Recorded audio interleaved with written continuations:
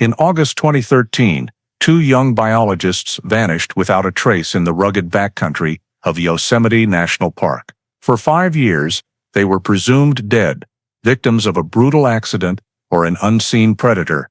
But in May 2018, one of them was suddenly found amid a pile of rocks after a rockfall, alive, but barely recognizable. What he told investigators when he could finally speak left even seasoned federal agents stunned.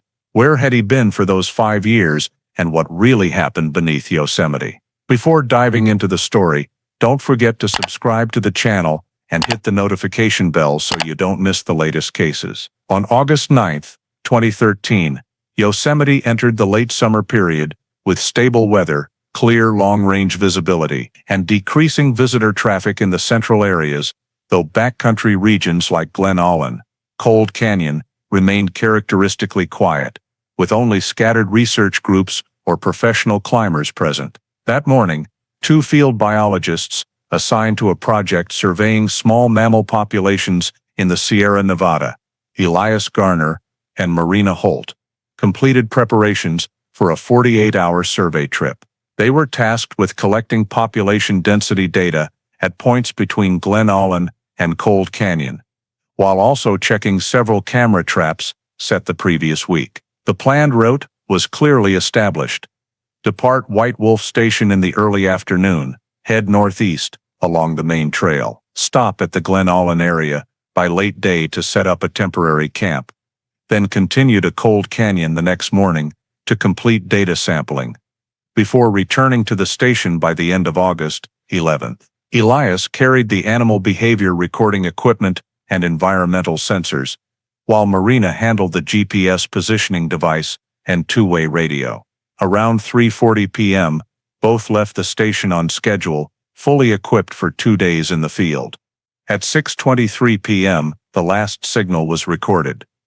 Marina's GPS device sent a short ping to the station, showing a position near the western edge of Glen Allen, along with an automatic notification of slight positioning signal interference, a not uncommon occurrence in the area's deep rocky valleys. After that point, all radio contact with the research team was completely lost. From 7 p.m. to 8 p.m., the station made repeated attempts to reach them, but received no response. By 11 p.m., with no further signals received, the communication interruption was logged in the technical journal, but not yet considered a serious anomaly, as some research groups had previously reported temporary signal loss in enclosed valley areas. However, by the morning of August 10th, the monitoring team at White Wolf Station still received no signals from Elias or Marina. Radio calls were made cyclically throughout the morning and early afternoon with no response.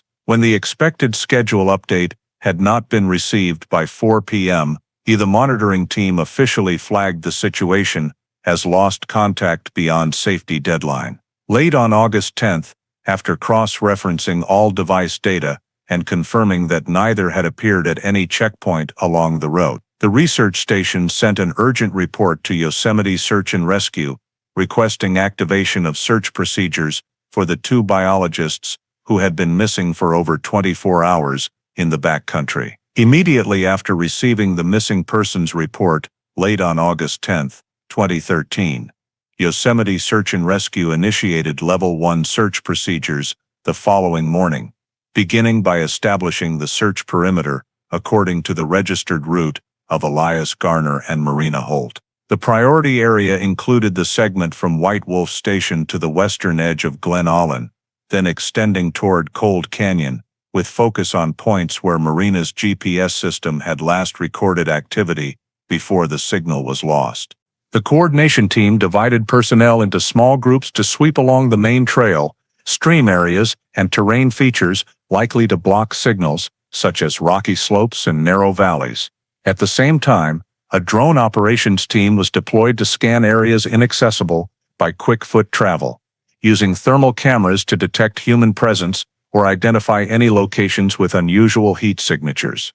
The drones flew in a grid pattern from high to low altitude, covering sections of Glen Allen and adjacent areas, but detected no human body signals at long range or noteworthy heat signatures. In parallel with aerial operations, a K-9 team was sent to the last confirmed GPS ping location from Marina at 6:23 p.m. on August 9. There, the working dog quickly picked up an initial scent trail, followed it along the main trail for a short distance, then veered toward an area of steep scree slope terrain.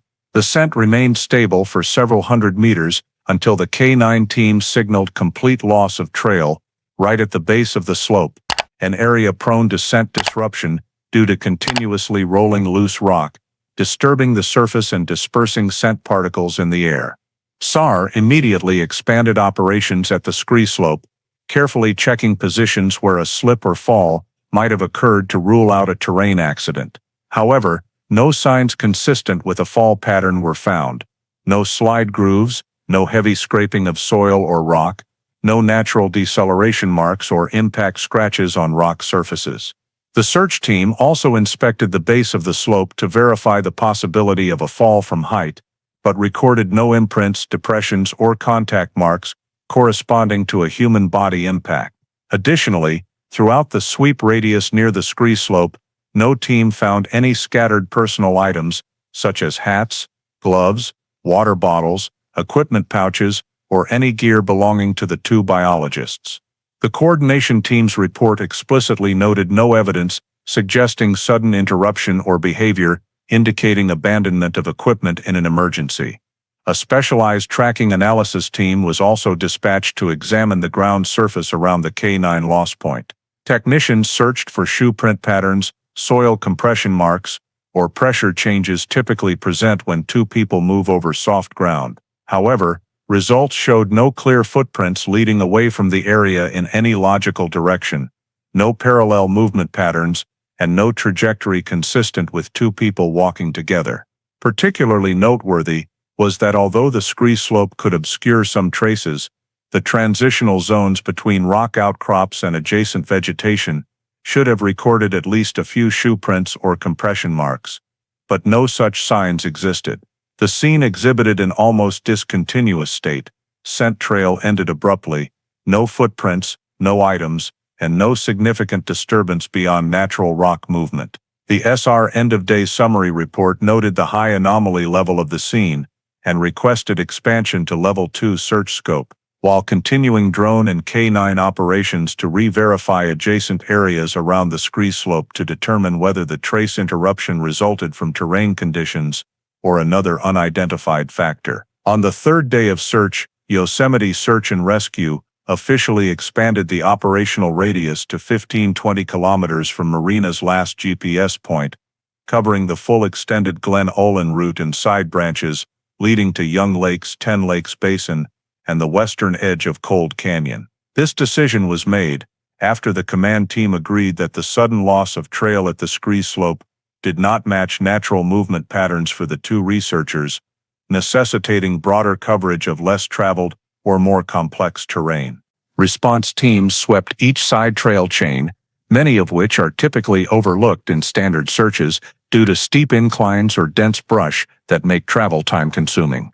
Points near streams, small waterfalls, and seasonal flows were checked to rule out slips or falls into water, but no traces of clothing, equipment, or floating items were found. At many locations along high-elevation side trails, drones continued aerial sweeps but detected no heat signals or light-reflecting items. During a sweep along a trail running parallel to the northern forest edge of Glen Olin, a search team discovered the first notable evidence, a 15-20 centimeters length of green nylon cord caught on a branch at adult knee height. The bright color and material indicated it was not the lightweight cordage typically carried by field biology researchers. The surrounding area was checked for signs of it having fallen from a backpack or been dragged, but no friction marks on rock or soil were found. Search team members rechecked the equipment list submitted by Elias and Marina, confirming no item contained green nylon cord of similar thickness. The nylon cord was collected following evidence preservation protocol and sent to command for further analysis. A few hours later, another team operating in a small creek area southeast of Glen Olin found the second piece of evidence, a single blue nitrile glove wedged under a flat rock right at the water's edge. The location was not an area of research activity or camping, and the presence of a lone glove in a low-traffic zone marked it as evidence warranting review. After collection, the team swept a 200-meter radius but found no matching glove or similar items. The glove showed no major tears and no significant sun fading, suggesting it had not been exposed in the area for an extended period, potentially placing its deposition relatively close to the time the two researchers went missing. While drones and K9 units continued sweeping the expanded area, ground teams recorded multiple patches of disturbed soil on soft forest edge ground, but when cross-referenced by position and surface compression direction, none formed a continuous travel path. The small, scattered nature of the disturbances did not match two people moving together, nor did it fit patterns of flight or panicked movement. These observations were compared to data from areas with large animals such as deer or bears to assess possible wildlife interference, but the soil compression marks lacked hoof or claw characteristics. Notably, despite the significantly expanded search radius, no team found any equipment, jackets, food, water bottles, wooden camera trap boxes, or any items listed in the two researchers' gear inventory. The complete absence of signs of equipment abandonment led the command team to rule out a typical accident.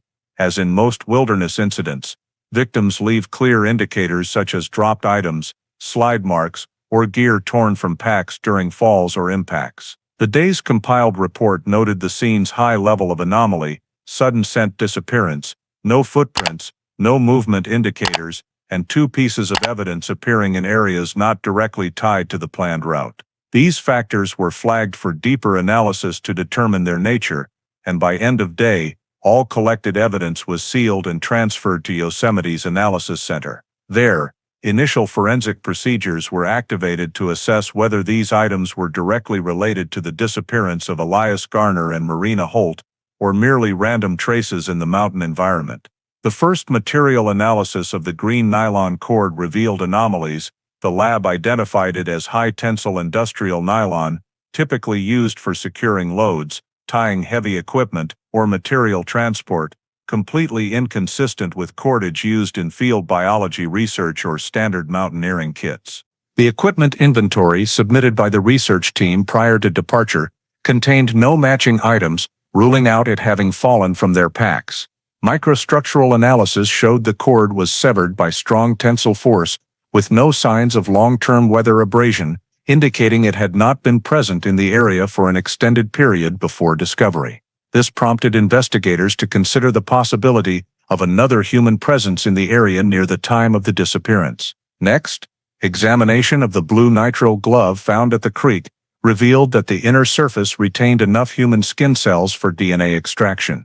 The DNA lab results confirmed the sample did not match Elias or Marina, nor any member of the search team or personnel who had been in the area in prior days, verified through exclusion protocols to prevent cross-contamination. The regional DNA database had no matching profile, leading to the initial conclusion that an unidentified male had been present in the expanded scene area at a time not far removed from August 9, 2013. The evidentiary value was noted, but a direct link to the researcher's disappearance could not yet be established, as the possibility remained that the glove had been left earlier and gone unrecorded. Nevertheless, the material's degradation state and level of preservation indicated it had not been there excessively long, lending weight to the hypothesis that it could be a relevant clue. After reviewing the evidence, investigators moved to analysis of soil samples collected at the scree slope, where the K9 completely lost the trail. Technicians performed soil compression tests,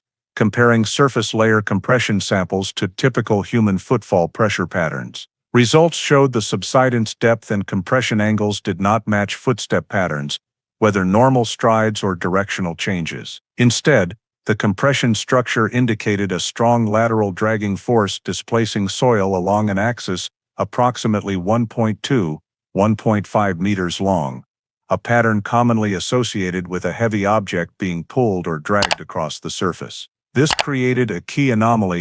At the point where the K9 followed the scent to the scree slope, the trail ended abruptly, and the soil pattern did not reflect the two individuals leaving under their own power, but rather aligned with one or both being dragged or moved involuntarily. The final step in the initial forensic phase was examination of Marina's GPS data. The device sent no further signals after 6:23 p.m. on August 9th, and upon data extraction, technicians determined the interruption was not due to battery depletion, but to sudden physical power off. This was confirmed by circuit and memory inspection.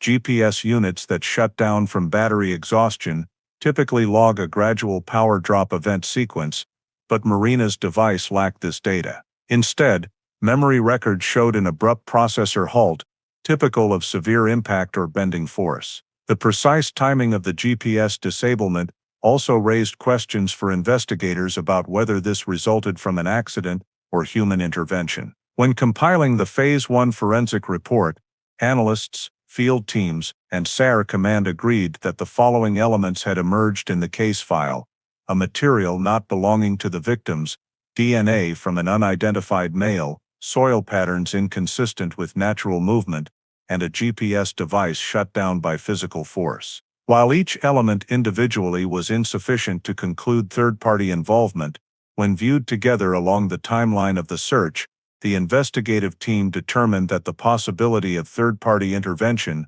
must be added to the official list of primary hypotheses. This did not rule out accident or lost scenarios, but required authorities to seriously consider anomalous signs pointing to an outside individual's presence. Immediately after this hypothesis was prioritized for analysis, Yosemite Search and Rescue coordinated with federal law enforcement to open a parallel investigative branch focused on identifying human factors present in the area at the exact time Elias and Marina disappeared. The first step of this investigative branch was to review records of individuals documented as living illegally in Yosemite over the prior 2 decades, including reclusive residents, homeless individuals, poachers, or those previously ordered to leave the park for long-term camping violations. NPS archives showed that since 2000, more than 40 cases had been documented of unauthorized habitation in fringe forest areas or remote valleys.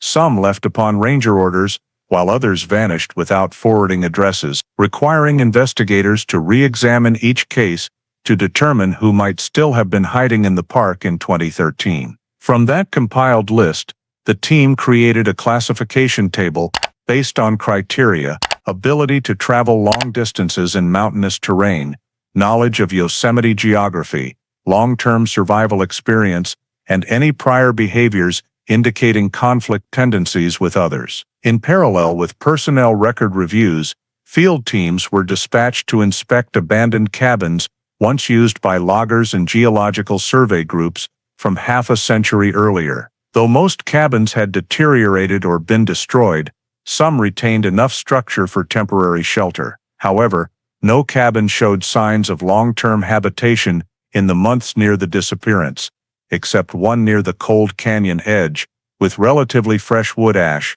but testing showed the ash predated August 9, 2013 by at least 3 weeks, ruling out direct relevance. When cabins yielded no leads, investigators expanded to abandoned mine shafts and tunnels scattered throughout the Sierra Nevada, used during early 20th century mining operations. Many entrances had been sealed with steel or concrete due to collapse risks, but some submerged tunnel mouths in the forest remained partially unsealed. Technicians inspected each tunnel within the expanded search radius using gas detectors and cable cameras to check interiors without deep entry. No tunnel system showed fresh human signs, such as recent ash, campfires, door jamming marks, or modern trash. However, the existence of some uncontrolled tunnel entrances indicated the environment could conceal discrete shelters sufficient for an individual to use undetected over extended periods. During tunnel and cabin checks, a prominent factor began to emerge: size 11 shoe prints recorded at 3 separate locations, one near the northern Glen Ullin Trail, one in sparse forest leading toward Cold Canyon, and one near a small stream in the expanded search area. Measurements, soil sample analysis within the prints, and sole pattern comparison confirmed these were from the same footwear type, a men's hybrid terrain shoe model. Notably, These prints did not match any footwear Elias and Marina had registered in their gear list, nor did they correspond to search team members' boots, verified by cross-referencing sole samples from all SAR personnel. Print depth at one of the three sites indicated the wearer had stood stationary for a considerable time or carried significant body weight. When the analysis team plotted the three shoe print locations on a topographic map, no clear travel route formed, but all three lay within zones the search operation was required to traverse, suggesting the presence of an individual outside the research group and search teams within a time frame close to the disappearance. Another anomaly flagged during terrain inspection was a temporarily concealed cave entrance covered by rotten wood, located about 300 meters east of the main trail in the Cold Canyon Range. Upon discovery by the inspection team, the covering wood was nearly fully rotted and held only by a few bracing branches. The wood surface showed no fresh saw cuts, but its placement and wedging indicated it had been used as a deliberate cover rather than fallen debris. When the team returned the next day for continued survey, the covering wood had completely disappeared, with no remaining fragments or notable movement signs. This raised concern due to two possibilities. The wood was carried away by natural factors unlikely given the flat terrain and lack of strong water flow, or someone had returned to the site after the team left. The disappearance of the wood made the cave entrance a key observation point in the situation report. When compiling the data from this phase, the investigative team noted evidence appearing at multiple disparate locations, repeated unidentified male shoe prints at three sites, a once concealed cave entrance that appeared then vanished, and the complete absence of any items belonging to Elias or Marina across the expanded radius. On that basis, the hypothesis that the two researchers may have been moved from the initial disappearance area by another individual was officially added to the case file. However, even as the investigation direction toward human intervention became clearer, the entire months-long search campaign still yielded no definitive clues about the location of Elias Garner and Marina Holt.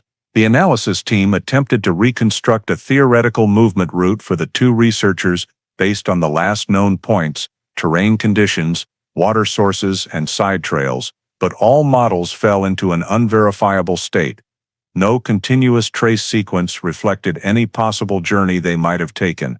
No signs of abandoning camp, no items left behind to suggest an emergency, and the soil pattern at the scree slope showed an abrupt interruption that could not be explained by natural movement mechanisms. Throughout the final months of 2013, Yosemite Search and Rescue conducted more than 60 additional sweeps, including aerial searches during periods of sharp temperature drops, expansions into lower valleys, and inspections of rock crevice systems in areas previously overlooked due to hazardous terrain. However, no single sign proved that the two researchers continued moving after the loss of signal. Even locations commonly used as temporary shelters, dense canopied forest edges, streamside areas, or rock fields suitable for camping, showed no traces of their presence. Efforts to interview witnesses also yielded no results. Dozens of visitors traveling through Yosemite on August 9 and 10 were interviewed,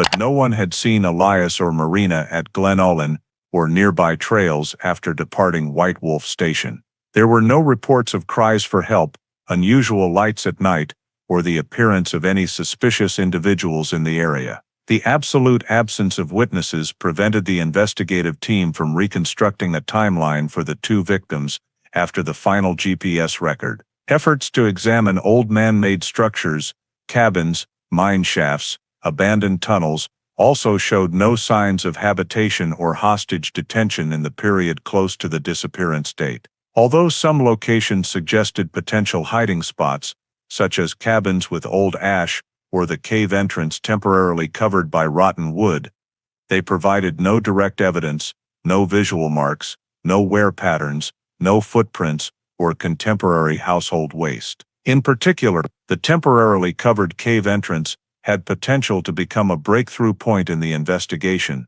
but the disappearance of the wooden cover upon the team's return meant the area no longer retained its integrity, making it impossible to determine whether anyone had accessed or altered the scene after the search group left. Data from drones, despite scanning hundreds of square kilometers of terrain over many weeks, recorded no human shapes or any activity consistent with survival signs from Elias and Marina. Meanwhile, Yosemite's natural conditions, granite terrain, dense vegetation, loose scree slopes prone to losing traces, caused every effort to reconstruct events to reach a complete dead end. The information obtained from the initial forensic phase remained at the level of suggestions, insufficient in weight to redirect the investigation toward deliberate criminal activity. The unidentified male DNA sample on the glove could not yet be linked to any specific subject.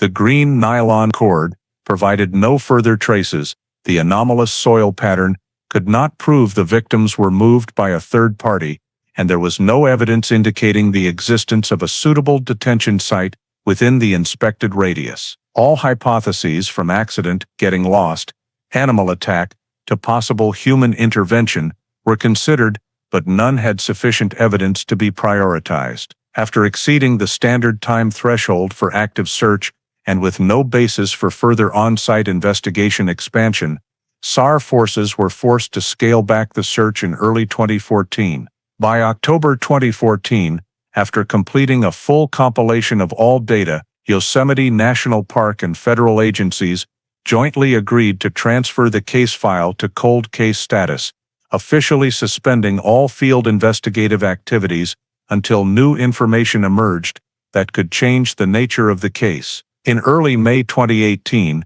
nearly 4 years after the case was officially moved to cold case status, Yosemite conducted a routine rockfall hazard assessment survey in the Merced Grove area, which had recorded numerous small-scale rockfalls during the previous winter. The geology team coordinated with drone operators to map new crack points on rock surfaces in order to identify risks to tourist trails. During a mid-altitude terrain scan, one drone detected an anomalous signal, the shape of a human body lying motionless on an exposed rock field, about 40 meters from the forest edge, and not on any valid travel route. Images transmitted to Command Center showed an individual lying on their side, curled up, with no signs of self-protection or camp setup, and no items around them. Since the area was not permitted for camping, and there were no new missing persons reports, the survey team had to temporarily halt terrain scanning to dispatch personnel for on-site verification. When the rapid response team reached the location,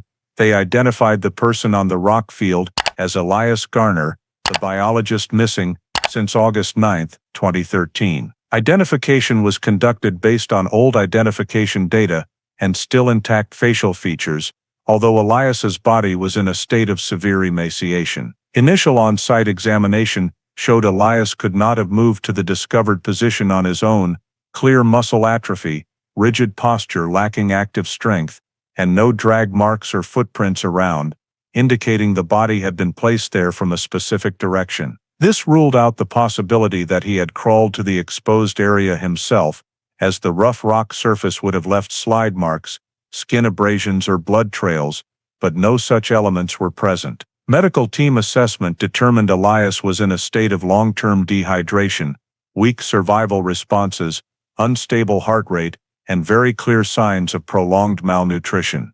His skin was pale, body temperature low, subcutaneous fat nearly completely depleted, and his body showed signs of enduring long-term low light and low mobility living conditions. During a quick consciousness assessment, Elias responded slowly, with poor pupil constriction, indicating severe exhaustion rather than short-term fatigue. The clothing on his body also showed anomalies. The garments were not the type he had carried on the 2013 trip, but a mix of multiple layers of old fabric, mismatched in color or material, with patches and old tears. There was no backpack, equipment, camping gear, or any sign that he had survived in the wild for an extended period in a conventional way. In particular, injury indicators on his body, including misaligned healed scars, abnormal coal-used areas around wrists and ankles, showed Elias had undergone a long period of restricted movement or fixation in repeated postures. When Elias was transferred to a temporary medical facility for emergency treatment, information related to his identification and case history was immediately cross-checked against the 2013 cold case file. The fact that he was still alive after 5 years missing in one of Yosemite's most inaccessible wilderness areas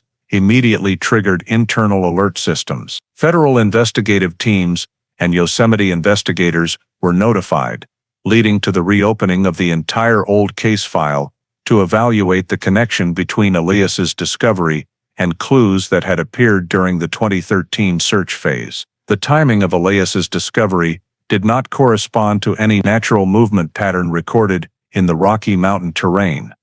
There were no signs he had been wandering in the forest, no traces of camp setup, and his physical condition completely mismatched patterns of natural long-term survival in hiding. These signs significantly increased investigative focus on the possibility that Elias had been brought out of a detention area and abandoned or placed at the drone-detected location. Immediately after the medical team confirmed Elias was stable enough for hospital transfer, investigative forces officially reactivated the 2013 missing persons file, beginning with updating victim status, collecting new samples from Elias's body, and sweeping the entire Merced Grove area as a new crime scene. The return of one of the two researchers, in a state of severe emaciation and without signs of self-directed movement, completely changed the nature of the case, shifting it from cold case status to an active high-priority investigation file. The medical examination and Phase 2 forensic analysis process for Elias Garner began immediately after his vital signs were stabilized at a minimum level, allowing specialized procedures. Initial medical team assessments showed Elias's body exhibited a series of signs commonly seen in cases of prolonged lack of natural light: abnormally pale skin, reduced bone density, and mild pigmentation disorder in areas normally exposed to light during outdoor activity. Elias's blood vitamin D levels were many times below the minimum allowable for adults, a clear indicator that he had not been exposed to sunlight for many years, an extent of deficiency impossible to develop from just a few months of hiding or injury in a natural environment. In addition, nutritional tests showed Elias suffered from protein deficiency, essential fatty acid deficiency, and prolonged mineral deficiency. Brittle, easily fracturing hair and nails, severe muscle atrophy to the point where bones were clearly visible under the skin, despite not being an acute malnutrition. Bone injuries were a particularly important indicator. Elias had multiple old misaligned healed fractures, including one in the right forearm, 2 in the left ribs, and 1 in the ankle. Signs of misaligned healing without proper splinting indicated these injuries occurred without medical support and in an unhygienic environment, consistent with long-term detention or restricted movement. Soft tissue damage around wrists and ankles showed repeated arc-shaped friction, typically seen when bound or restrained with cord-like material over extended periods. When moving to analysis of Elias's clothing, which consisted of multiple layers of old fabric not matching what he carried at disappearance, the forensic team separated and classified samples of soil, dust, mineral particles, and microtraces adhering to the fibers. Quick results showed the soil sample found on his clothing did not match the Merced Grove area where Elias was discovered. The mineral composition, color, grain size, and characteristic ratios in the soil adhering to his clothing matched soil profiles obtained from older samples in Yosemite's North Rim area, a region farther north with more complex terrain and fewer human footprints. North Rim is known for granite slopes, sparse forests, interspersed with sheer cliffs, and systems of caves, rock alcoves, and natural fissures extending hundreds of meters underground, making the soil match significant data. Soil samples trapped in clothing seams and under the old shoes Elias was wearing showed the presence of a combination of impurities, including mica, granite fragments, and fine sediments characteristic of northern Yosemite, completely different from the organic rich soil of Merced Grove. One anomalous component noted was the presence of very fine mineral dust adhering in thread gaps, a type of dust typically found in enclosed underground spaces where granite is gradually worn by long-term thermal fluctuations and humidity changes. In parallel with soil examination, the analysis team collected hair samples from Elias for spore profile testing, as fungal spores are one of the most accurate environmental indicators for tracing long-term habitation origins. Microscopic analysis showed Elias's hair contained a high density of spores from a thread-like fungus species endemic to only 3 cave systems in northern Yosemite. Natural cave systems interspersed with old tunnels, high humidity and low ventilation, long recorded in geological files. The presence of these spores in hair and in fabric layers in direct skin contact proved Elias had lived, or at least been held, in an enclosed, no natural light environment with stable humidity characteristic of granite caves. These spores could not be acquired from short-term contact. They require prolonged and repeated exposure to the containing environment, typically through breathing and living in enclosed spaces. Additional test samples from folds inside Elias's shirt showed a layer of adhered spores with fibrous tissue, indicating accumulation over years. The Phase 2 forensic summary report reached a unified conclusion. Elias Garner did not survive naturally in the wilderness for 5 years, nor did he undergo a long movement sequence in Yosemite before appearing at Merced Grove. His physical condition, bone structure, soft tissue injuries, soil profile, and spore profile all indicated prolonged detention in an underground enclosed space lacking light, with low ventilation, stable humidity, and located in a geological area consistent with North Rim. The mismatch of soil and spores with the discovery scene completely ruled out the possibility he lived near Merced Grove, while proving he was transported or placed there from elsewhere. With this consistent and comprehensive body of forensic data, investigative agencies determined the case no longer fell within the scope of an ordinary disappearance, but exhibited clear signs of long-term unlawful detention. During initial recovery, once Elias Garner was sufficiently alert to answer basic questions, the investigative team began collecting statements to establish the sequence of events from the time he and Marina Holt went missing on August 9, 2013.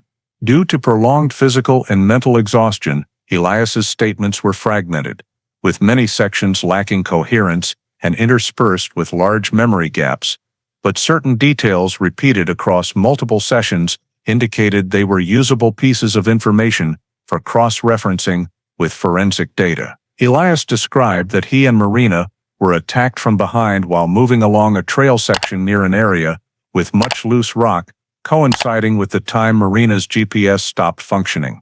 Elias did not recall the exact number of attackers, but confirmed the sensation of being suddenly overpowered by an individual strong enough to immediately throw him off balance. He heard no shouting, conversation, or any sound indicating multiple people present. Instead, everything happened quickly, cleanly, and with little noise. After the initial impact, Elias only remembered the feeling of being dragged or moved across a rock surface, consistent with the soil compression test pattern collected at the scree slope. When he first regained consciousness after the attack, Elias described being in an enclosed dark space with a low ceiling and a smell of dampness combined with cold stone, and description matching a natural cave or deep underground rock alcove. He could not determine the room's size due to very dim light, which appeared only in bursts. At times he believed the perpetrator opened a door or adjusted a light source. Elias mentioned the existence of a man whose appearance he could not clearly describe due to limited light and being frequently forced to avoid looking directly. He recalled metallic sounds such as chains dragging, locks turning, or hard objects striking stone walls whenever that man entered or exited. Additionally, during the long period in the tunnel, Elias noted cyclical day-night temperature fluctuations from outside, but the variations were not large, indicating the place he was held had sufficient depth or thick structure to prevent direct external temperature transmission, consistent with forensic findings on an underground enclosed environment. In the times he was allowed contact with Marina after their capture, Elias stated both were kept in restricted movement and closely monitored. He remembered Marina growing steadily weaker, with sharply reduced appetite and signs of skin infection and extreme fatigue. Elias could only roughly pinpoint Marina's time of death, around 2016, based on seasonal cycles he sensed through changes in room temperature and the increased cold seeping from stone walls in the early months of the year. He described that during that time, Marina was separated from him for many consecutive days, and the last time he was brought near where she lay, Marina no longer responded. Though Elias's memory of that period was highly fragmented, his consistent references to the 2016 timeframe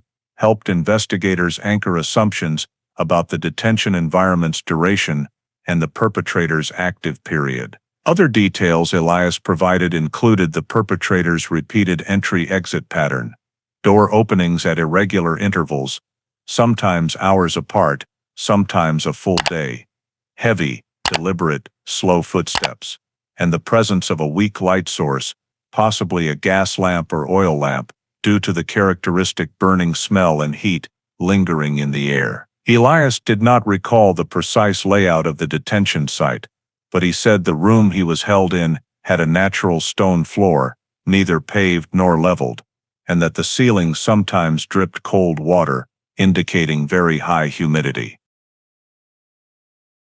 Many details he recounted, such as thick dampness, faint wind sounds through small cracks, or the inability to distinguish day from night, matched characteristics of deep cave systems in the North Rim area, long noted for layered granite caves. A noteworthy point in his statements was Elias describing being forced to perform some simple tasks during detention, such as moving light objects, rearranging space, or carrying out actions whose purpose he did not understand. These descriptions aligned with his physical condition: uneven muscle atrophy, some hand muscle groups retaining minimal strength, while legs were severely weakened, suggesting Elias experienced a long period of restricted movement range, but was still required to perform certain physical activities. When compiling all of Elias's fragmented statements with existing forensic data, the investigative team initially recognized several pieces of information usable for reconstructing context: the existence of a male individual intervening in the disappearance, victims held for years in an underground enclosed space, environment consistent with northern Yosemite cave systems, Marina's death around 2016, and Elias's inability to leave the detention site on his own. Although Elias's statements were not sufficient to form a complete narrative, the consistent details across multiple sessions made them important data for opening new analytical directions in subsequent investigation phases. The discovery of Elias Garner alive in a state of prolonged emaciation prompted a comprehensive re-examination of the entire 2013 missing persons file under an expanded forensic lens, with the primary focus on directly comparing samples collected during the initial search phase with new data gathered from Elias's body and clothing in 2018. The first step was to compare the 2013 soil samples collected from the scree slope, from various scattered disturbed soil points, and from the area where the green nylon cord was found, with the 2018 soil samples taken from Elias's pants, old shoes, and inner fabric layers of his shirt. The analysis report showed a striking match in mineral structure. The 2018 samples contained a combination of granite fragments, thin sheet mica, and high-ratio silicate dust, similar to the 2013 soil samples collected at points along the North Rim, but completely different from any soil samples obtained in the Merced Grove area where Elias was found. Additionally, the fine powdery soil components deeply embedded in the fabric fibers from the 2018 samples exhibited layering characteristics commonly found in cave environments or natural tunnels where rock is gradually worn in enclosed conditions. When placing Elias's soil samples alongside those collected near the green nylon cord and nitrile glove in 2013, the analysis team detected characteristic similarities in microparticle morphology, a dust signature not widespread across Yosemite, but limited to areas of weathered granite within the confined range of the North Rim. This match provided strong evidence that, although attacked near Glen Ullin, Elias had been transported to an entirely different area to the north, many kilometers away from the initial search radius. Following soil analysis, The next step was comparative spore profile analysis. Spore samples from Elias's hair and clothing were cross-referenced against decades of thread-like fungi data collected from Yosemite for geobiological research. 3 rare spore groups were identified, 2 of which appeared only in enclosed cave environments within 3 major cave clusters in the North Rim, 1 cluster near natural fissures to the northeast, 1 near abandoned tunnels formerly part of early 20th century granite quarrying systems, and the third, a small but deep cave complex located above valley rims. These cave clusters shared common features: high humidity, poor ventilation, and the capacity to accumulate spores on fabric materials from prolonged human contact. When cross-referenced with 2013 samples, specialists noted that both soil and spores pointed to the same geographic region, something never clearly established in prior investigative phases. With 2 independent data types converging on the same direction, the geology and cartography team was tasked with mapping the most feasible transport routes the perpetrator could have used to move Elias and Marina out of the Glen Allen area in a short time without leaving footprints or evidence along the way. Based on terrain data, brush density, slope gradients, natural rock fissures, and unofficial trails, several potential transport routes were simulated. The most viable route was a looping path northeastward, crossing steep rock bands and dense vegetation zones where canine dogs easily lose scent and drones struggle to detect, then ascending to higher elevations of the North Rim, where fractured terrain creates numerous blind spots unobservable from above. The movement route reconstruction report indicated that an individual thoroughly familiar with Yosemite terrain could transport 2 people, one in a restrained state, through the Glen Allen area without creating obvious traces by exploiting loose rock bands, rock crevices, and old trails once used by stone quarriers or illegal forest dwellers. To bolster the hypothesis that the North Rim area might contain a detention environment, the analysis team also reviewed records of old tunnel systems and early mining shafts in Yosemite. In the early 20th century, several shafts were dug deep into the mountains for mineral extraction before being abandoned. Though many had collapsed, some shafts remained potentially intact, particularly underground connecting segments not detailed in modern maps. Combining historical data with 2013 on-site observations, investigators noted that the rotten wood-covered cave entrance, recorded and then vanished, lay precisely on the fringe of an old tunnel network, unsurveyed for over 40 years. This intersection of geological data, historical records, and new forensic indicators made the area a high-priority target for subsurface inspection. Since both soil and spore profiles pointed to the North Rim, the analysis team continued using GIS modeling to identify optimal zones for underground search operations. 3 areas were delineated: 1, the northeast fissure zone, rich in clay and granite fragments, matching soil profile; 2, the abandoned tunnel region at mid-elevation, matching spore profile; 3, the deep cave area with few natural entrances, matching Elias's description of an enclosed environment. When all data were cross-referenced, the investigative team concluded that the concentration of soil spores, destroyed GPS data, Elias's physical injuries, and his statements about a dark environment with cyclical door openings all aligned with the assumption that the victims had been taken to and held in an underground structure in the North Rim area. Given the area's vast size, complex terrain, and numerous unrecorded crevices or shafts, the coordination group designated 3 priority zones for subsurface access, with the top priority assigned to the old tunnel cluster near the location of the temporarily covered cave entrance recorded in 2013. From this point, the expanded search plan shifted focus from surface to underground survey, laying the groundwork for the next phase of the investigation. The delineation of priority zones in the North Rim was quickly implemented in the field, and just weeks after detailed mapping, a major development occurred during a follow-up geological inspection.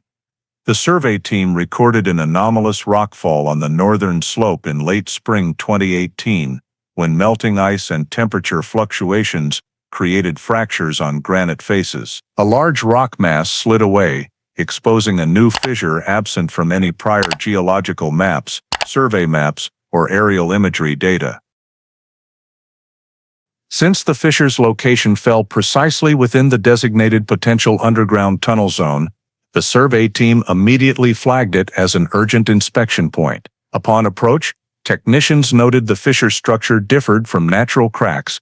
The opposing rock wall surfaces showed uneven cuts, bearing crude tool marks, suggesting part of the fissure might result from human intervention rather than purely geological processes. To verify, the geology team lowered a cable camera more than 2 meters and discovered the dark area below was not a natural rock cavity, but an open space showing signs of prior enlargement with tools. Rock layers were cut horizontally rather than following granite's natural fracture patterns, indicating human modification of the bedrock structure. Quick video analysis revealed inside the fissure a section of rotten wood construction matching the vague description in the 2013 search report, where SAR teams found a cave entrance covered by rotten wood that later disappeared. The wood color, degree of rot, and wedging style closely matched old cedar wood, hand-assembled into a large panel used to conceal a tunnel mouth. This reinforced the assessment that the recently exposed rockfall area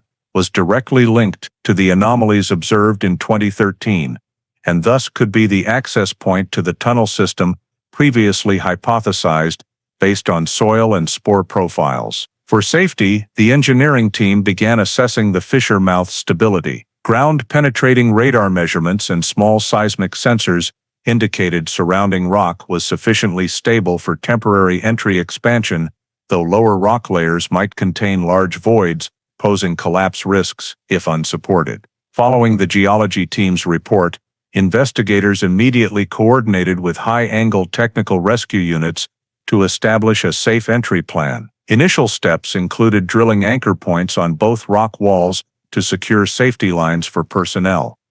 Next, installing temporary metal ladders for deeper descent into the tunnel mouth. The rotten wood panels were left in place and isolated to prevent additional debris from falling inside, as even minor changes could compromise forensic value. Once the descent path was widened enough for one person to access, the technical survey team evaluated the subsurface space with gas sensors to rule out asphyxiation or toxic gas buildup. Results showed oxygen below average and high humidity, but air remained breathable for short durations with support equipment. The cable camera was advanced deeper, recording a downward-sloping tunnel at approximately 25-30 degrees, extending at least 15 meters before turning into a larger chamber. In the video, beyond the rotten wood structure, scattered old metal items lay along the walls, suggesting the area was not entirely a natural cave, but a human-excavated or expanded feature maintained over years. Ceiling and wall structures bore serrated cuts from handheld tools, not granite's natural breakage patterns. The survey team's preliminary report concluded this was likely part of a man-made or semi-man-made tunnel system consistent with historical records of early 20th century abandoned mining shafts in northern Yosemite, sites no longer detailed in modern maps. With the existence of a hidden shaft confirmed, investigators officially designated the rockfall site as a priority crime scene. The entrance was further widened to technical standards, temporary shoring installed, low-power lighting added, and a sterile zone established just outside the tunnel mouth to prevent modern contaminants from entering the subsurface space. Each access step was documented, from anchor positions and tunnel incline to material conditions inside. Once minimum safety measures were in place, the underground survey team prepared for direct examination, marking the most significant development since Elias's 2018 discovery, and the first time since 2013 that investigators accessed a location potentially directly tied to the victim's detention site. When the underground survey team officially entered the subsurface space beneath the rockfall area, helmet-mounted cameras and low-power lighting gradually revealed the structure of an expanded semi-man-made tunnel system. The downward-sloping entry led to a narrow corridor with crude metal tool cuts on both rock walls. After more than 15 meters, the space opened into the main chamber, a larger-than-expected rock cavity about 2.2 meters high, with compacted dirt floor and rock walls coated in thin layers of mineral dust film. Right in the main chamber, the examination team identified numerous anomalies proving long-term continuous use. In the left corner stood a crude wooden bed frame, the sleeping surface pieced from uneven planks, still retaining fabric scraps and soft padding material remnants. Nearby was an iron chain set, including ankle and wrist shackles, anchored to a metal bolt drilled directly into the rock floor. The metal surfaces showed clear wear from repeated long-term use. Against the opposite wall from the bed was an old gas lamp, liquid-fueled type, with thick soot buildup around the lens tube. Several improvised tools, sharpened metal rods, wooden-handled rusted blades, and basic utensils like tin cans, water jars, and rope fragments were collected and catalogued. The main chamber also showed signs of an old ventilation feature, a narrow rock crevice in the ceiling, allowing weak cold air inflow, accompanied by characteristic mold layers matching the spore group found on Elias's hair. When the forensic team examined the dirt floor, soil patterns in the main chamber indicated prolonged presence of two individuals, consistent with compression from standing, sitting, and limited movement within a confined area. Depth of compaction layers and mineral dust stratification showed two people had lived or been held in this same space for many years. Bed placement and shackle positioning indicated at least one person had restricted movement in a specific zone. Drag marks, friction grooves, and small channels in the dirt reinforced this hypothesis. Along the back wall of the main chamber, explorers discovered a narrow passage leading to a smaller side chamber, designated as the secondary room. This room had a lower ceiling, damper floor, and fewer recent use signs. When lighting was introduced, the examination team identified Marina Holt's body lying against the left corner of the secondary room in a side-lying position covered by a thick layer of mineral dust.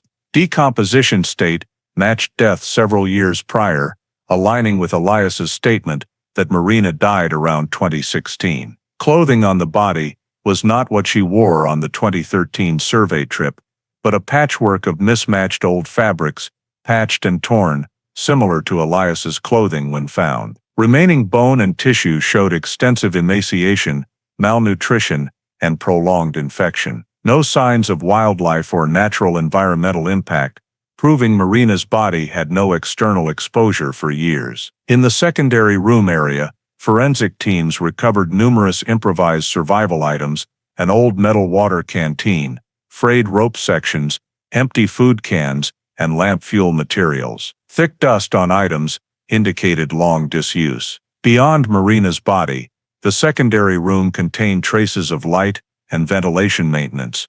A small alcove with soot ash, likely used as a temporary heating source, but not regular cooking, lacking grease or organic residue. Wall dust accumulation indicated at least 3 years without human interference. Expanded examination throughout the tunnel system revealed numerous signs of purposeful use as a stable detention site, worn footprints near the entrance on dirt floor, a small storage shelf with old items like oil cans, rope scraps, rusted nails, rotten wood fragments matching the exterior cave cover panel. Repeated material types reinforced that the user had area knowledge and gathered items from surroundings over time. Another key detail noted, on the wall near the main chamber entrance, faint drag streaks consistent with pulling heavy objects or bodies matched patterns of helpless movement. These streaks were absent in the secondary room, indicating lesser use after Marina's death. Upon completing scene marking, sample collection, and detailed structural description, the underground survey team issued a preliminary assessment that this tunnel system was a deliberately used space, maintained at minimum from 2013 to 2016, and the detention location for Elias Garner and Marina Holt throughout their years missing. Physical evidence, soil patterns, tunnel structure, Marina's body, and living traces all aligned with Elias's fragmented statements and forensic data from his body. These elements were sufficient to establish the tunnel space as central to the entire disappearance case and the site of prolonged detention, laying the foundation for the next investigative phase into the methods and behavior of the individual who built, maintained, and used this tunnel system for years. The forensic autopsy of Marina Holt's body was conducted immediately after recovery from the secondary chamber in the tunnel system and transferred to the Mariposa County Forensic Facility. Due to the enclosed underground conditions of high humidity and stable temperature, Marina's body did not decompose in the typical outdoor manner, allowing forensic experts to reconstruct her condition at death with relative accuracy. Based on remaining tissue analysis, bone mineralization levels, and layered mineral dust accumulation around the body, the forensic team determined time of death around 2016. Consistent with Elias's account of Marina's gradual decline and lack of response during a period he estimated corresponding to a cold season. Examination of remaining bone and soft tissue showed severe long-term malnutrition, near zero subcutaneous fat, significant muscle atrophy, and no signs of any recovery nutrition phase before death. Remaining protein and mineral levels in bone and hair indicated she lived in prolonged malnutrition for at least 24 months prior to death. Beyond malnutrition, forensic pathologists noted widespread soft tissue infection, evidenced by inflammation and ulceration in preserved tissue areas, with foot and pelvic bone structures showing characteristics common in long-term restricted movement in cold, damp environments. These traces reflected a sequence of harsh living conditions, including poor hygiene, lack of medical care, and constant contact with damp earth.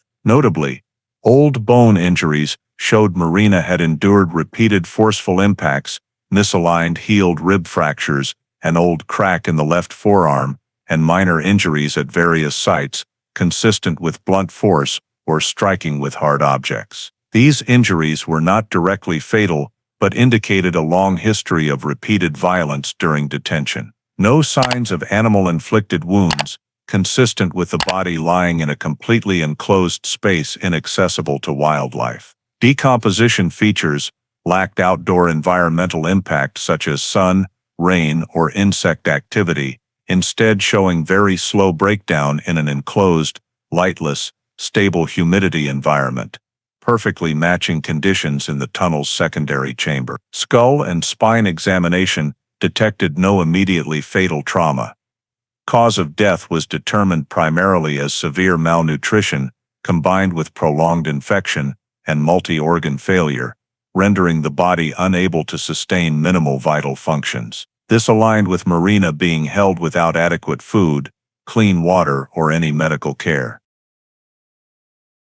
Another key forensic factor was the body's position in the secondary chamber, found lying on damp earth without blankets or covering, with no signs of post-mortem movement. This indicated her death occurred in the detention space itself, with no intent to conceal or dispose of the body. This evidence confirmed she died under tightly controlled, fully dependent conditions on her captor. The forensic conclusion affirmed that Marina's death could not have occurred absent long-term deprivation of liberty, access to food, clean water, light, and minimal medical environment. Critically, no natural, accidental, or endogenous medical cause could explain this death outside the context of unlawful detention. Thus, cause of death was officially recorded as a direct consequence of detention condition, with Marina Holt's body recovered from an enclosed space showing clear signs of prolonged debilitation, repeated violence, infection, and complete emaciation. Federal investigators concluded the case fully met federal criteria for kidnapping resulting in death occurring as a direct result of kidnapping and detention. This conclusion placed the entire matter in an entirely different legal framework from the original 2013 missing persons file, clearly establishing Marina Holt as the victim of prolonged unlawful deprivation of liberty leading to death, and Elias Garner as the surviving witness to the same chain of events. When the tunnel system was examined and a sufficient amount of evidence had been collected, the forensic team began analyzing biological traces to identify the individual who had built, maintained, and used the underground space over many years. From micro skin cell samples obtained on the surface of the chains, on the handle of the gas lamp, on the homemade tools, and in the entry-exit areas, the analysis team reconstructed a complete DNA profile. When this profile was run through federal personnel databases, civilian databases, and the National Park Service internal database, an unexpected match appeared. The DNA sample fully matched the profile of Jonas Reddick, a former NPS infrastructure engineer, who had worked at Yosemite until 2001 before disappearing from the system, without any record of transfer or legitimate resignation. Personnel records showed that Jonas had participated in geological survey projects, trail maintenance, and inspections of old tunnels in the park, meaning he possessed in-depth knowledge of the North Rim terrain, rock structures, and the locations of lesser-known mining shafts or natural caves. His disappearance from personnel records in 2001 was noted as abandonment of post for unknown reasons, but no formal investigation was opened at the time because there was no evidence of criminal activity and no one had reported him missing. The prolonged absence of information over the years caused Jonas's file to be archived without further developments. When the DNA from the tunnel matched, investigators began re-examining all data collected in 2013 to uncover previously overlooked connections. One piece of data that quickly stood out was the size 11 shoe print recorded at 3 different locations during the initial search. The sole pattern was compared to common footwear types used by NPS employees in the 1990s, 2000s. According to internal equipment issuance records, Jonas had been issued a specialized work boot whose outsole matched the recovered pattern by 95%.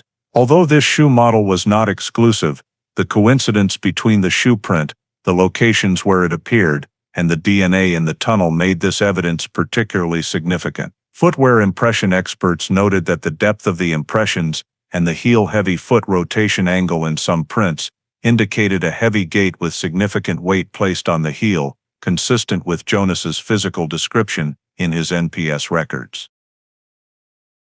In parallel, an unidentified male DNA sample collected from a nitrile glove in 2013, previously unlinked, was reanalyzed with the new dataset and fully matched Jonas Reddick. This created a tight chain of connections: tunnel DNS, Jonas 2013 glove DNS, Jonas shoe prints appearing outside the confinement area, matching the type Jonas had used, and terrain knowledge matching the location of the tunnel where Elias and Marina were held. With 3 independent sources of evidence, tunnel DNA, glove DNA, and shoe prints, all pointing to the same individual, the investigation expanded to analyze Jonas's work history during his time at Yosemite. Employment records showed that Jonas had been assigned to inspect and assess the safety condition of old tunnels and mining shafts from 1996. 2001, including the exact North Rim area where the confinement tunnel system was discovered. In numerous internal reports, Jonas noted details about deep tunnel structures, warned of collapse risks, and demonstrated detailed knowledge of natural cave systems interspersed with old mining tunnels. This made it entirely feasible for Jonas to access, expand, or modify a tunnel into a confinement space. When cross-referencing administrative history, investigators found that Jonas had been evaluated as difficult to work with and showed a tendency to work alone on survey missions. After 2001, all traces of his financial activity, communications, and residence vanished from public records. No new driver's license, no lease registrations, no medical records, classic signs of an individual living off the grid. NPS sweeps in the 2000s had repeatedly detected signs of long-term camping or unauthorized residence in remote forest areas, but the responsible party could not be identified. When piecing these data fragments together, the investigation team noted an alarming alignment. The timing of Jonas's disappearance from the system coincided with the period when sporadic reports of suspicious activity in deep forest began appearing in the North Rim area. Materials recovered from the tunnel, old gas lamps, hand-sharpened tools, wooden planks, matched in age and usage style with someone skilled in repair and scavenging in the wilderness, and especially the access route to the tunnel aligned with knowledge Jonas would have gained during his NPS tenure. When demographic and behavioral analyses were added, the investigation team concluded that Jonas may have chosen to live reclusively in Yosemite after leaving the system, sustaining himself through specialized terrain knowledge and survival skills. The fact that he left no financial or administrative records for over a decade after departing NPS further supported the likelihood that Jonas lived in isolation, self-sufficiently, and avoided societal interaction. When all forensic, behavioral, and personal history elements were aligned, the investigative board concluded that Jonas Reddick was the sole suspect with sufficient capability, potential motive, and circumstances to build, maintain, and operate the tunnel system where Elias and Marina were held for many years. After establishing the suspect's identity based on forensic data and prior activity records, the FBI launched a covert surveillance operation around the North Rim area to determine whether Jonas Reddick was returning to the tunnel system. Surveillance was conducted at long range using camouflaged cameras, motion sensors, and a rotating team of agents observing directly from concealed vantage points on the mountainside. Based on behavioral assessment, analysts believed that if Jonas had truly maintained the tunnel for years, he was highly likely to return to check conditions after the rockfall or to retrieve remaining items. Thus, the newly exposed tunnel entrance area, opened partially by the collapse, was placed under priority surveillance. In the first week of monitoring, no suspicious movement appeared, and the team maintained the assumption that Jonas may have left the area or gone deep into the forest. However, on the 9th day of the operation, a thermal sensor detected a human signature moving 700 meters north of the tunnel entrance near dusk. The figure's shape, stride speed, and heel-heavy gait matched the behavioral description of Jonas from old personnel records.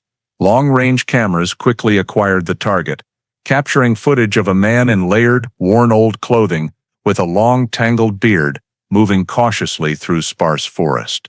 The individual had a thin build, slow but steady steps, carried no large backpack, but only a small cloth bag and a long tool resembling a pickaxe handle or tantan rod. As the subject approached the rockfall area, FBI agents moved into intercept positions per plan, while the surveillance team maintained observation. The subject approached the tunnel entrance from the northwest, descending the rocky slope with an alert but unaware demeanor toward the camouflaged monitoring devices hidden among moss and rocks. Upon reaching the fissure, the man crouched, inspected the rock edge, and brushed away some debris with his hand, behavior suggesting he had been there multiple times and was familiar with the tunnel's existence. At that moment, agents advanced simultaneously from two directions to prevent escape into rugged terrain. When they appeared, the man initially stepped back a few paces, but did not flee. Agents quickly ordered the subject to stand still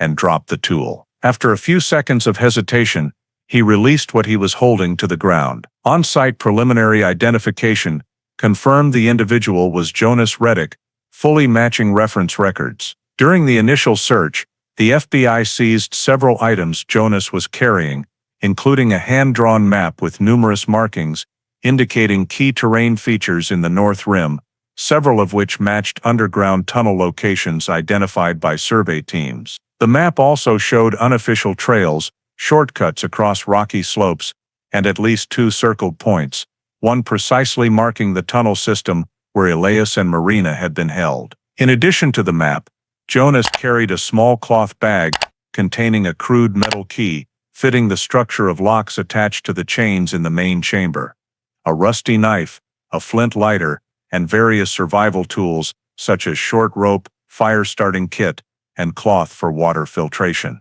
The most notable evidence was a large, worn but still functional key, matching the lock on the chain joint in the tunnel system. When compared to photographs and descriptions of evidence recovered from the tunnel, the forensic team confirmed near-perfect correspondence. This showed that Jonas not only accessed the tunnel, but directly operated the locking and chaining system used to confine the victims. During the arrest, Jonas carried no identification, wallet, or any modern items, reinforcing the hypothesis that he had lived off-grid for many years. The presence of the hand-drawn map, key, and survival tools indicated he returned to the tunnel with clear intent, possibly to retrieve evidence or inspect conditions after the rockfall. After being handcuffed and removed from the hazardous area, Jonas was airlifted by helicopter to the Central Investigation Station. Meanwhile, the technical team continued searching the area where he had stood, looking for dropped or hidden evidence. Several fresh footprints matching the size 11 pattern from 2013 were recorded near the ground where Jonas approached the tunnel.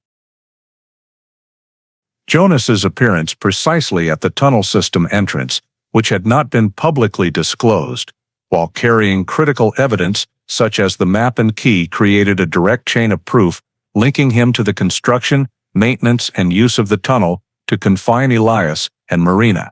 This represented the most significant breakthrough in the investigation since Elias was found alive. After Jonas Reddick's arrest and the collection of all key evidence, the federal investigation team reconstructed the attack, transport, and confinement model of the two victims based on forensic data, Elias's statements, and scene traces recovered from the tunnel system. Sequence analysis showed that Jonas's modus operandi involved premeditation, relying on deep Yosemite terrain knowledge and the ability to exploit environmental factors to conceal traces. First, reconstruction of the initial 2013 attack method focused on the scree slope area where Elias and Marina were lost, according to K9 reports. Soil compression tests from the early investigation showed signs of a heavy object being dragged rather than footprints leaving the area, consistent with Elias's account of a sudden rear attack. Forensics determined the initial impact direction aligned with a point off the trail edge in an area with loose rock prone to causing loss of balance. The attack model most likely unfolded in seconds.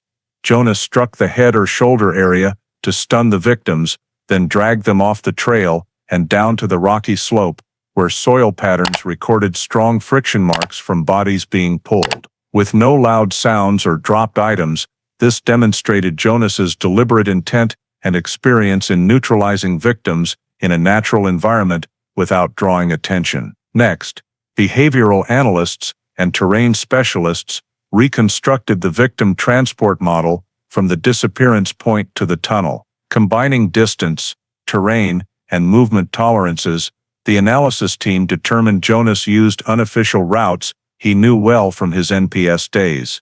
Avoiding easily detectable traces, 2013, soil forensics matching soil inside the tunnel showed the victims were transported directly to the North Rim within the first few hours after the attack. Given terrain conditions, Jonas likely employed crude mechanical dragging, using nylon rope to bind the bodies, matching evidence of green nylon fibers found near the shoe print area. Some sections may have been temporarily concealed by Jonas through covering with soil or utilizing bare rock surfaces where traces were hard to leave. Upon reaching the tunnel system, forensic description of the chaining model showed at least one victim was restrained from the early stage, evidenced by darkened calluses around Elias's wrists and ankles, along with wear marks on the chain rings. For Marina, skeletal forensics confirmed multiple impact injuries, indicating resistance or coercion during the initial confinement phase.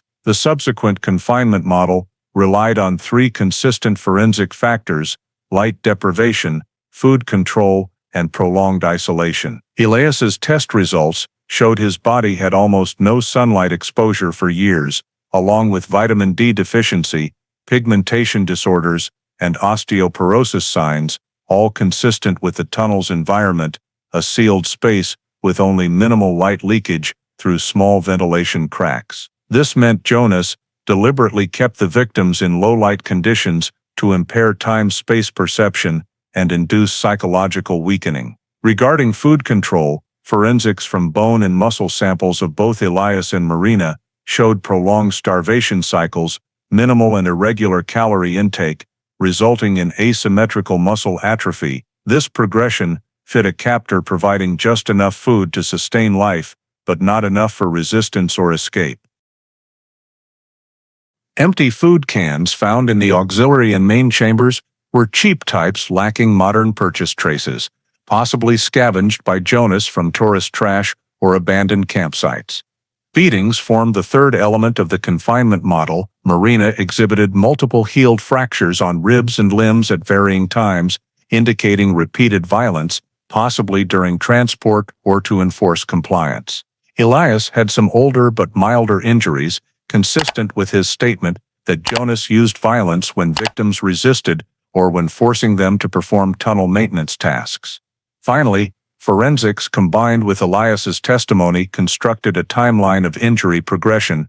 In the early phase, resistance-related wounds appeared more frequently. Soil patterns in the tunnel showed relatively frequent limited movement by the two within the confined space. In the middle phase, muscle atrophy and malnutrition became more evident, coinciding with Elias describing fewer instances of being taken out of the sleeping area or forced into maintenance activities. In the final phase, Marina's infections and Elias's severe debilitation reflected fully harsh confinement conditions with minimal contact with the captor beyond isolated door-opening cycles. Spore profiles deeply embedded in Elias's hair and clothing also match signs of prolonged living in a sealed, poorly ventilated space. When combining all forensic, behavioral, soil, and spore profile elements, the investigation team concluded that Jonas Reddick operated a prolonged confinement model based on neutralizing victims at the scene, secretly transporting them via hidden routes to the tunnel,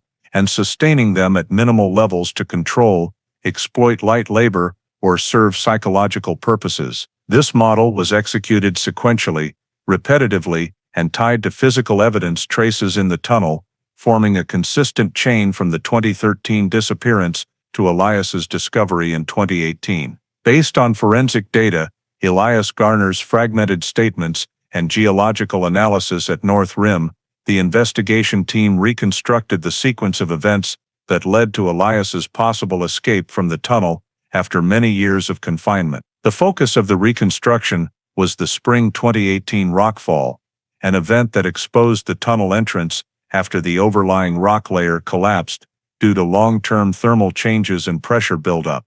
Geological reports determined that the rockfall not only created a new fissure but also caused severe structural damage to the tunnel ceiling and old ventilation passages. Notably, the location of the crack coincided with a point Elias described as occasionally dripping water from the ceiling, indicating the area had already been weakened beforehand. When the rockfall occurred, according to the sound progression Elias recounted, a portion of the ceiling above the main chamber partially collapsed, producing a strong tremor that caused dust and rock debris to fall to the floor. From that moment, the tunnel environment became more unstable, denser humid air, greater temperature fluctuations, and wind sounds entering through the fissure at fixed times each day. These changes coincided with the period when Elias was steadily weakening, Marina had already died, and resistance was no longer possible, forcing Jonas to adjust his movements in the tunnel to avoid total collapse. Cross-referencing with evidence seized from Jonas at arrest,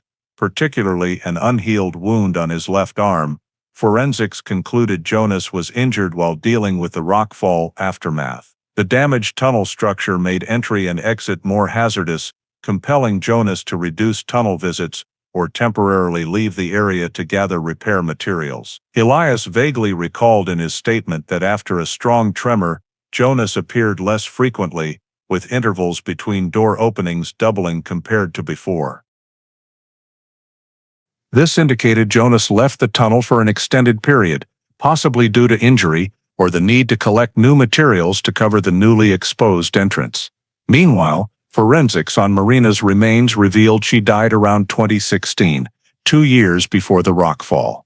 The auxiliary chamber structure showed Jonas ceased using that room after Marina's death, as accumulated dust layers proved no significant movement had occurred. This meant that in the final phase, Elias was held alone in the main chamber. Prolonged isolation combined with deteriorating health caused Elias to pay little attention to environmental changes, until the rockfall created sufficiently noticeable shifts in sound and airflow for him to register them. According to Elias's description, one night he heard a loud rock-breaking sound and an unusually strong cold airflow blowing in from the ceiling. When Jonas came to inspect, he appeared disoriented, moving slowly and with difficulty, consistent with being injured.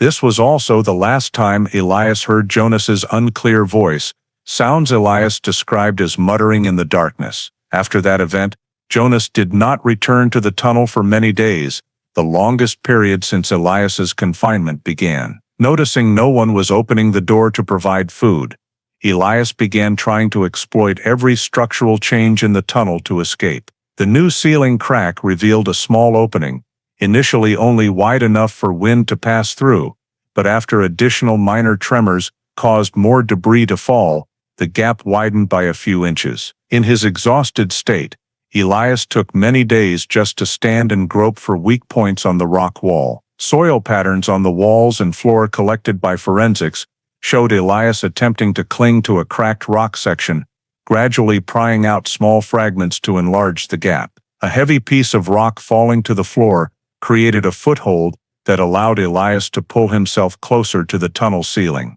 Once the gap was wide enough to escape through, Elias had to climb using his remaining limited strength, creating numerous scrapes on the ceiling rock and several dried blood traces found at the gap's edge. These traces matched the analysis of skin wounds on Elias at rescue. After escaping the main chamber and entering the fissure, Elias still had to follow a rubble-filled sloping path that previously lay outside the tunnel's confines. Traces on the outdoor rock showed Elias crawling or dragging his body for several dozen meters, with very weak force and no clear direction. Soil adhering to his elbow sleeves and knees also confirmed a kneeling and crawling movement style. Finally, Elias emerged into the open rockfall area, where natural light entered for the first time in years. However, sudden light exposure and extreme physical exhaustion caused Elias to lose consciousness quickly. Data on the position and posture in which Elias was found, lying on his side, curled up, and not in a standing pose, also aligned with the assumption that he passed out immediately upon reaching the external environment. From there, he lay on the rock floor for many consecutive hours until a survey drone incidentally captured his body shape the following morning during a routine rockfall check, leading to the rescue operation. The federal trial of Jonas Reddick opened in the U.S. District Court for the Eastern District of California after more than a year of supplemental investigation, file completion, and full compilation of the forensic chain linking him to the 2013 disappearance as well as Marina Holt's death. The U.S. Attorney's Office formally presented 3 major charges: kidnapping involving the abduction and confinement of Elias Garner and Marina Holt. On August 9, 2013, kidnapping resulting in death with victim Marina Holt, who died during unlawful confinement, and first-degree murder, based on Jonas intentionally creating and maintaining conditions that led to Marina's death through violence, neglect, and deliberate abandonment over many years. The indictment was presented on a tight chain of evidence, with each forensic segment cross-referenced against items recovered at the scene, in the tunnel system, and on the surviving victim's body. The prosecution's first focus was the direct forensic chain linking Jonas to the tunnel system, including his DNA found on chains, gas lamp, tool handles, entry points, and contact areas inside the tunnel. This DNA sample fully matched his federal personnel record from his NPS employment. DNA from the 2013 nitrile glove, previously unidentified, was also confirmed as a match. Additionally, size 11 shoe prints found at 3 search locations in 2013 matched the pattern of footwear issued to Jonas during his service. This allowed the prosecution to argue that Jonas was present in the victim's disappearance area at the exact time of the incident. Next, the prosecution presented confinement mechanism forensics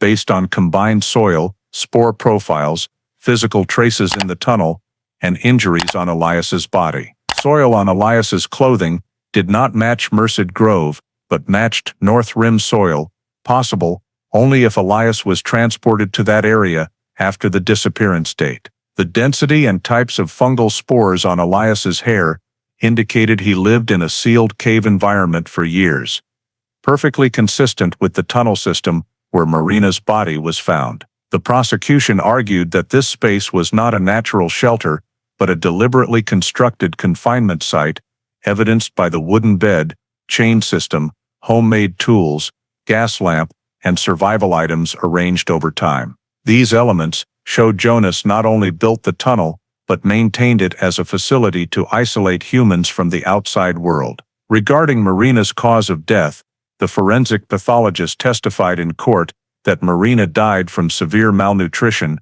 prolonged infection, and multi-organ failure, all direct consequences of confinement conditions. No signs of animal activity, natural environmental factors, or acute trauma could explain the death. The autopsy report specified that Marina had no access to food, clean water, light, or basic medical care, and endured repeated violence over a long period. Healed, misaligned fractures served as evidence of multiple beatings. These details reinforced the first-degree murder charge based on the argument that Jonas intentionally created lethal conditions, fully aware of the consequences, yet continued confinement despite the victim's increasing deterioration. Federal investigators presented the event timeline. Jonas attacked Elias and Marina in 2013, transported them to North Rim, held them in the tunnel under strict control cycles with restricted light and food, used violence as needed for control, and maintained the confinement model for years. Behavioral reports showed Jonas was capable of living reclusively in deep forest, self-sufficiently, utilizing geological knowledge and experience with old tunnels from his NPS engineering days. All of this formed a prolonged, scripted, and repetitive criminal pattern, not impulsive behavior. A key point raised in court was the unified forensic chain across years, from 2013 soil and shoe prints to the 2018 tunnel system and evidence. The prosecution asserted that no other reasonable hypothesis could explain these matches except Jonas as the builder, maintainer, and user of the tunnel throughout the victim's disappearance. Elias was also called as a witness. Though his testimony was fragmented, certain consistent details, the door-opening cycle, metallic sounds, the perpetrator's behavior, and the timing of Marina's death, closely matched forensic evidence. Medical experts explained that memory gaps resulted from years of malnutrition and lack of cognitive stimulation in a dark environment, fully consistent with brain damage patterns from prolonged malnutrition. The defense, unable to refute the evidence, attempted only to argue Jonas lacked intent to kill. However, the existence of the tunnel system, confinement conditions, and forensic conclusions proved Marina's death was the inevitable outcome of prolonged control, sufficient to constitute kidnapping resulting in death, which carries a penalty equivalent to first-degree murder. After all evidence was presented, the jury quickly reached a unanimous verdict. Jonas Reddick was convicted of kidnapping resulting in death, and first-degree murder. Given the severity and prolonged nature of the conduct, the judge sentenced him to life imprisonment without parole, emphasizing that Jonas not only deprived two people of freedom for years, but also created living conditions that caused Marina Holt's painful death and left Elias Garner with irreversible psychological trauma. This sentence closed one of the strangest and longest-running cases in federal investigative history involving Yosemite National Park. After Jonas Reddick's sentencing, the FBI finalized its comprehensive closing report on the entire tunnel system, its operational mechanism, the duration of the victim's confinement, and the extended criminal sequence from 2013 to 2018. The report detailed the tunnel structure, main and auxiliary chambers, old ventilation routes, physical evidence of multi-year underground space maintenance and use, and forensic analyses proving continuous victim confinement under light deprivation, food restriction, and total control. The criminal timeline was reconstructed with maximum precision from the attack near Glen Allen, transport to North Rim, concurrent confinement phase, Marina's death in 2016, structural tunnel changes after the 2018 rockfall, to Elias's escape and drone discovery. After cross-referencing all data, the FBI concluded this was one of the longest-known abductions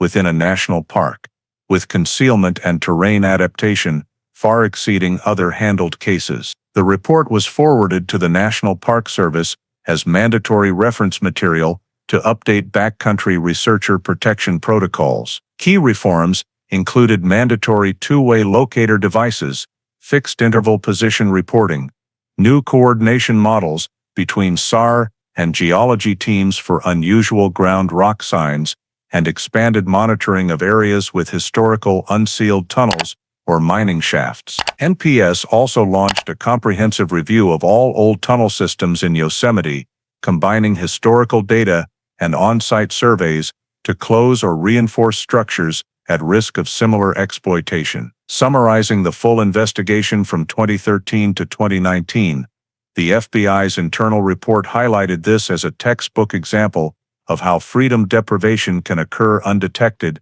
in vast wilderness, especially when the perpetrator possesses terrain knowledge and long-term reclusive survival ability. Elias's survival discovery, after 5 years of confinement, underscored the importance of multi-agency integration, from scene forensics, soil and spore analysis, NPS personnel record cross-referencing, to drone data and deep forest sensor technology in monitoring. For the field science community and national park research groups, the case had profound impact. Many research organizations demanded higher safety standards, added training on human origin risk recognition beyond natural disasters, and proposed NPS provide detailed maps of old tunnel areas and potentially hazardous underground structures. The case also led to establishing a dedicated unit to track individuals with prior unauthorized park residence to prevent undetected long-term hiding like Jonas. In the final evaluation report,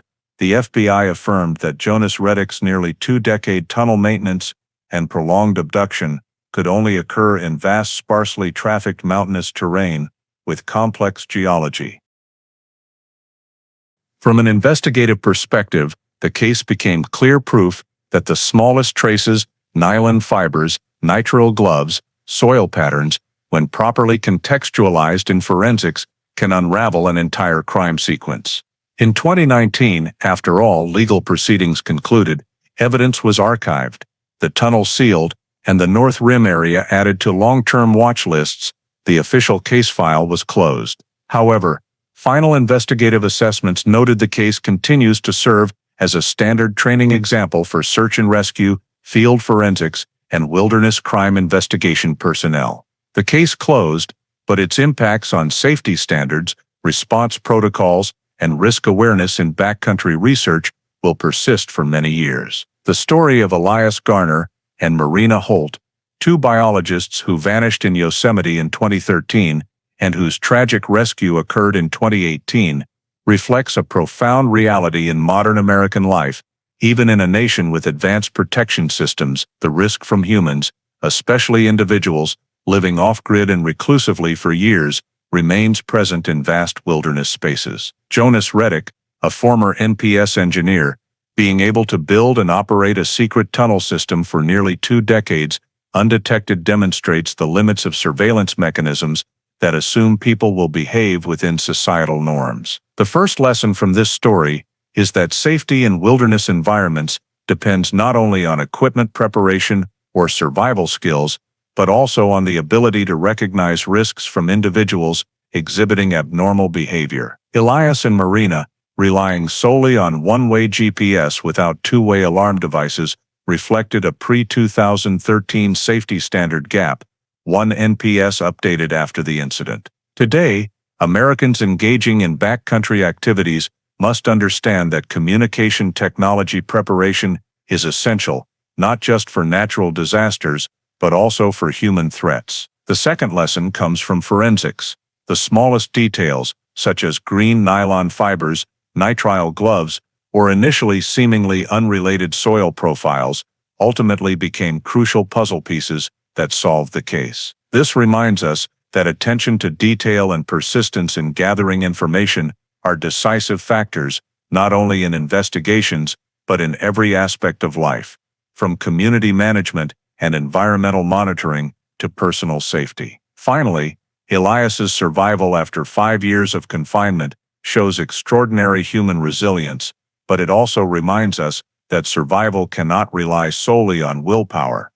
Society needs proactive, transparent, and rapid response protection systems. In a modern America, where nature and humanity intersect, the greatest lesson is never to underestimate risk, never grow complacent with surveillance gaps, and always maintain safe connectivity when entering seemingly peaceful wilderness areas. Thank you for following this haunting story.